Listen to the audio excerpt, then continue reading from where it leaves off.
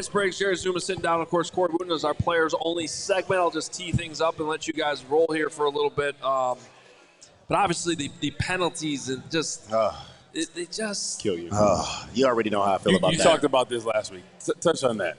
You already know how I feel about that. I mean, the easiest way to kill drives and kill momentum is to, just get penalties on yourself. Unforced penalties. Like I said last week, if you're in the heat of the moment in a battle and penalties happen, we'll live with that stuff. But how do you the pre-snap penalties?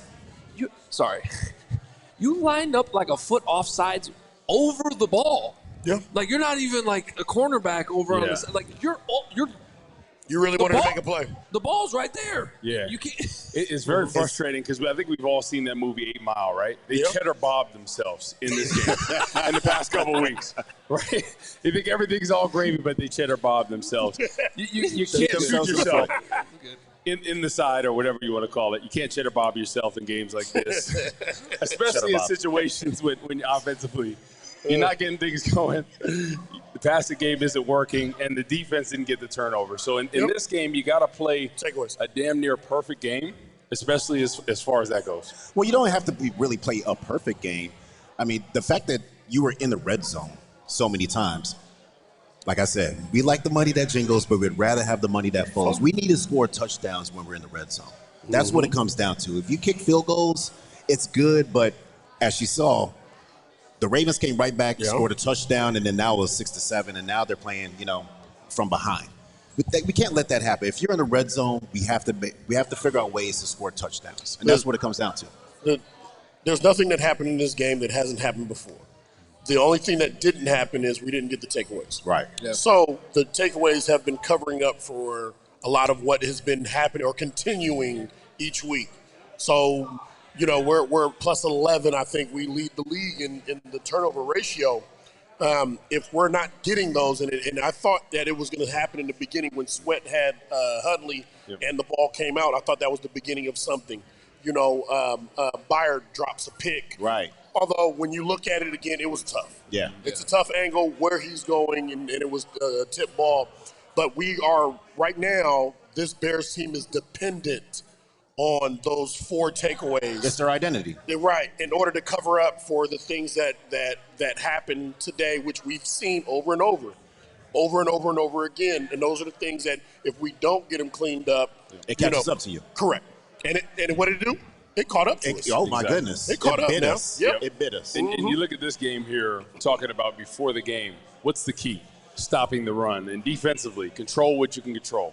Stop the run. They didn't do that. Nope. A lot of those zone reads, there was no clear cut, hey, does the linebacker have the edge or does the defensive end? So many times during the end of the game when you needed to stop, you didn't know who had who, right? They hit the corner. They were able to stay in bounds, keep the clock running. So they weren't able to stop the run in key situations. And you thought against a guy like Huntley, yes, he's had some wins, he's had some success, but he's not Lamar Jackson. Nope. So if you can knock out that run, you're going to be able to beat them. We also talked about matchups. You have to win your matchup. It's man versus man. You have to go out there and beat your guy. There wasn't a lot of that. You know what I'm saying? We should have been in a position to make Huntley very uncomfortable. But they found some rhythm with running the football, and we have to be able to stop something. If you can't stop the run, then you can't win in the NFL. That's just kind of how it goes. And if you don't stop the run, which we didn't stop today, it was hard to catch that win. We've had a great ride, on this win streak. It doesn't happen often in Chicago. It was fun. It was fun. It was fun. I mean? And people, as soon as we started having those couple of wins, people were talking, hey, Super Bowl and all these things. It was a great feeling. Yeah. It's a great feeling.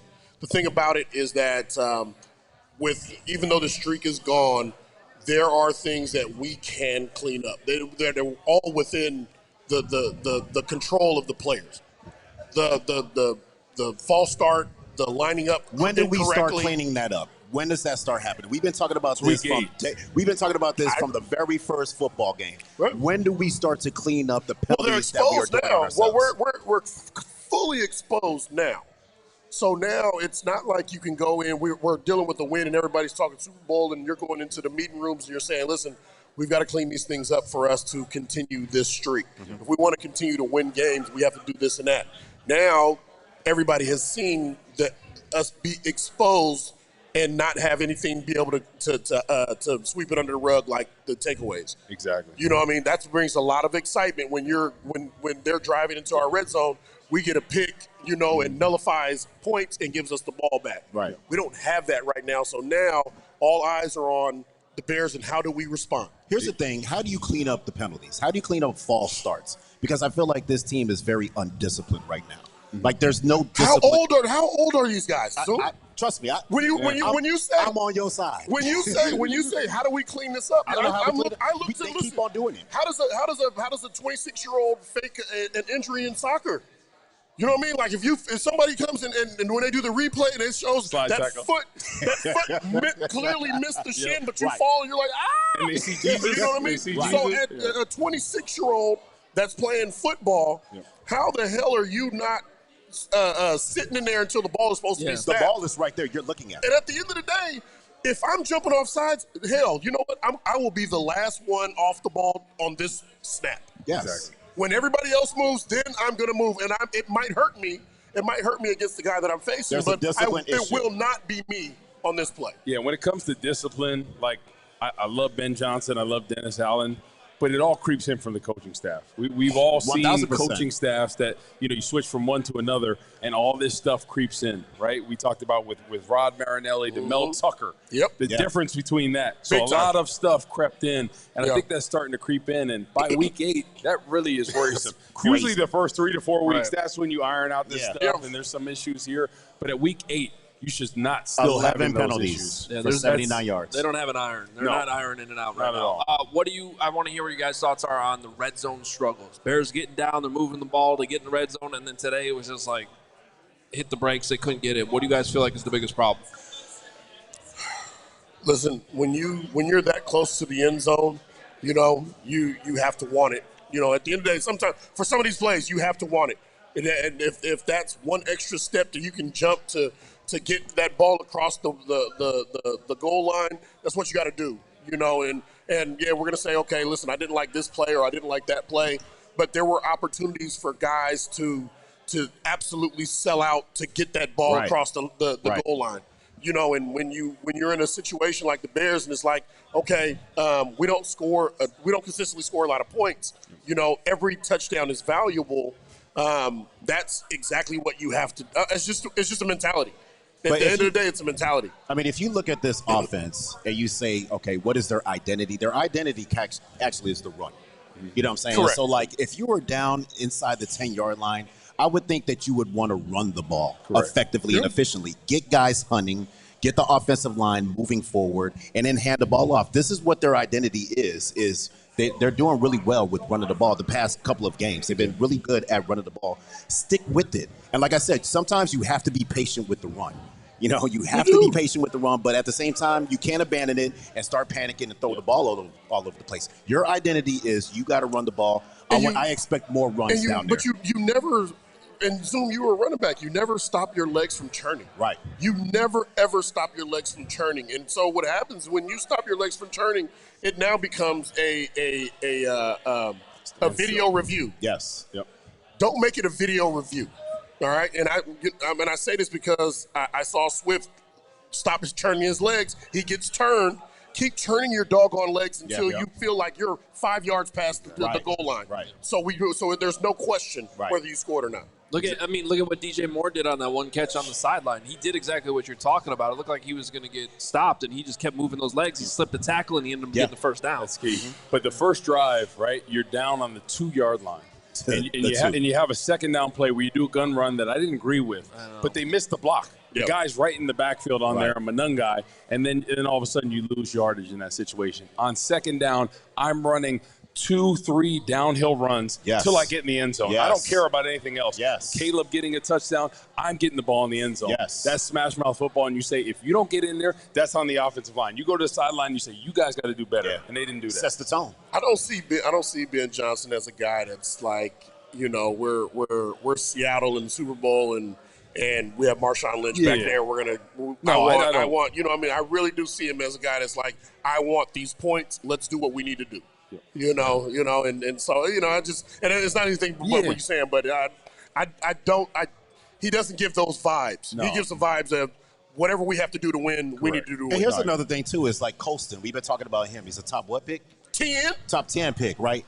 In the red zone, he is a big target. He's physical. He's athletic. These are all the things that they talked about. I expect for his presence to be felt in the red zone. You know, and I felt like they didn't even look for him in the red zone. So if you could talk about that, like imagine covering a guy that's 6'5", 6'6", that's athletic. You're essentially playing basketball out there.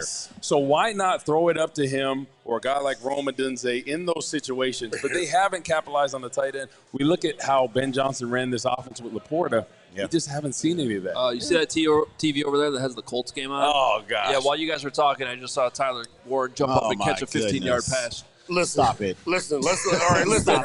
We can talk about Tyler Warren all you want or any of the other tight ends. If Tyler Warren were playing in the Chicago Bears defense right now, he'd have just as many catches as Colston Loveland right now. And we'd be talking about Colston Loveland having however many catches. Just because of the target share with all the people involved? Well, the offense? Where we are offensively right now. Yeah. I've talked about featuring Colston. Loveland. I've talked about they have to feature him, and they had a perfect opportunity to feature him in the red zone. Correct. You know, we were down there, our first 2 possessions, came away with, 6 points, but we need to come down with touchdowns. If you're not going to run the ball effectively and stick with it down there, then throw it to one of your biggest targets and your biggest athletic guy and a top 10 what pick? Top 10 in the first round. 10. Well, a tight end is every quarterback's favorite target in the red zone. Absolutely. It really is a security blanket there. We look at every great team. What do they have? The great tight end. That's right. So you just got to get them involved and get them activated. And right now, you haven't been utilizing the way you need to. So you kind of got to force it a little bit. But why is that? How come it's not come to fruition right now? Like, how come they're not even looking for him? Well, I think right now they see the relationship between him and Rome. They see DJ as well getting off. Obviously, the running game with Swift and company. But I just think they're not making an effort to get him the ball. You're missing out on one key factor here. One very, very important factor. Why he's not getting the ball?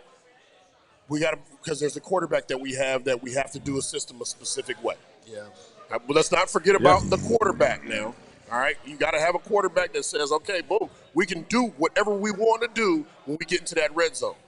You know, and when you have specific players that sometimes limit some of the things that you do, there are only certain things you feel like you're confident doing going into the red zone. We did have a wide receiver that was open in the back of the end zone that we did miss. Yeah. So accuracy is definitely an issue there, too. It shouldn't be hard, though, if you have a guy that's 6'7", and he's playing tight end. You're right. To say, hey, listen, we're going to be lined up here. Let's toss it to him.